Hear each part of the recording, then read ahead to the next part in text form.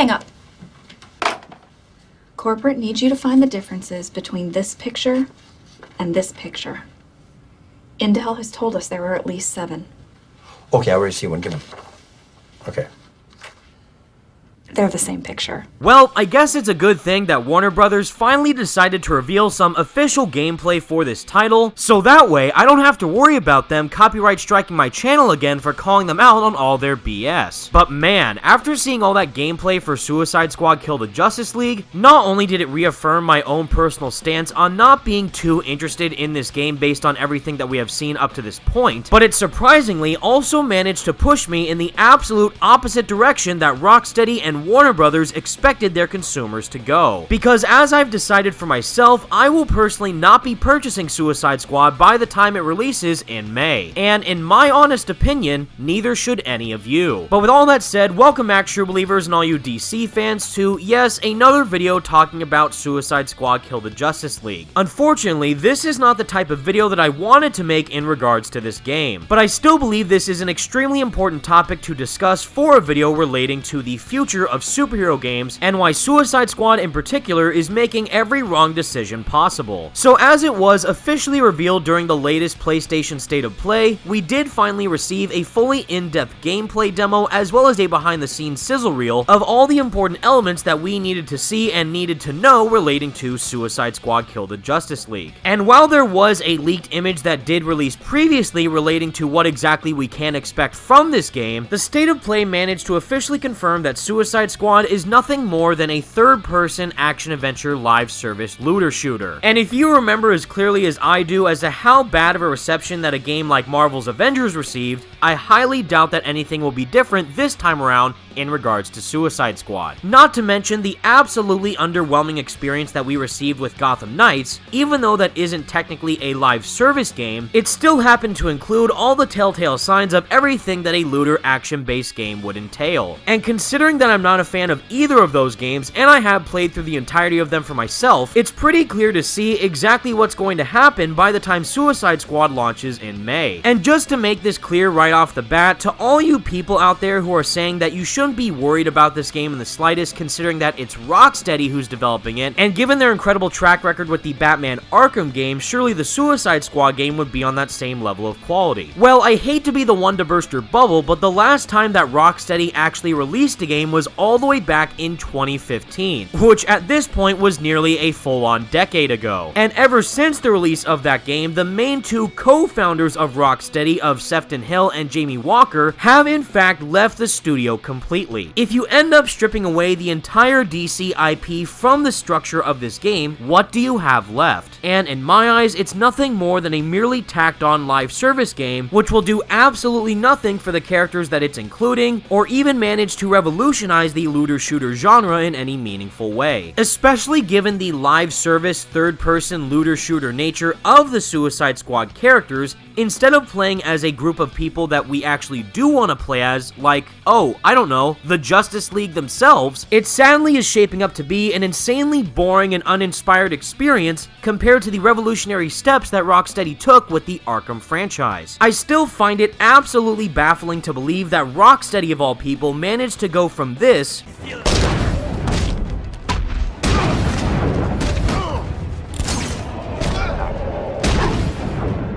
to this. For his neutral special, he wields a gun. His up special fires a gun. His side special invokes gun. His neutral special upgrades to gun special.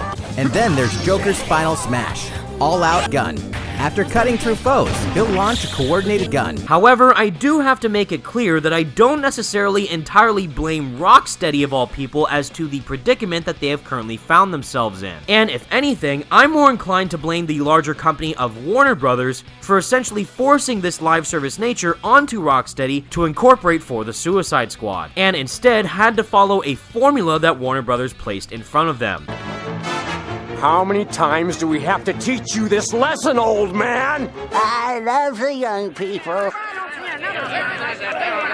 But But shockingly, if you're someone like me who ended up seeing the gameplay for Suicide Squad and thought it looked incredibly underwhelming, then I hate to be the bearer of bad news, because the recently posted FAQ that was uploaded to the Suicide Squad website doesn't make things any better, and in short are pretty much going to put a full stop to any of the future plans that Rocksteady and Warner Brothers have in store for this game. The biggest takeaways being, just like the previously leaked image for the game directly indicated, is that Suicide Squad Kill the Justice League will indeed come with a post-launch cosmetic-only battle pass system to earn new outfits, emotes, and other items to customize playable characters. Each battle pass will have free tiers available at no cost to all Suicide Squad Kill the Justice League players, along with premium tiers that will be available via an optional in-game purchase. All battle pass items will be cosmetic and will not affect gameplay in any way. I wonder where I've heard that one before. But the most embarrassing part about this game thus far is that even though you can play it either single player or in a 4-player co-op scenario, regardless of that, you will no matter what need to have an internet connection in order to play Suicide Squad Kill the Justice League. And in my opinion, that is utterly embarrassing. You can hate on Marvel's Avengers all you want, trust me, I do,